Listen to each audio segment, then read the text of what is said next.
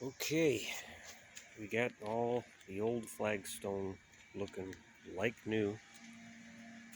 They cleaned up very well, but it did take a lot of work. Both sides are pressure washed with large marge over there. Took about 4 hours to do this, to get this to this quality. But that's what it takes to make it nice. Now we got to pick all these up, stack them in that trailer.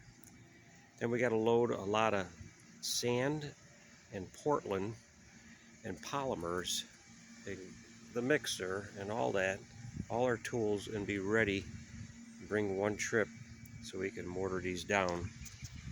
Hopefully in one day, but I don't know.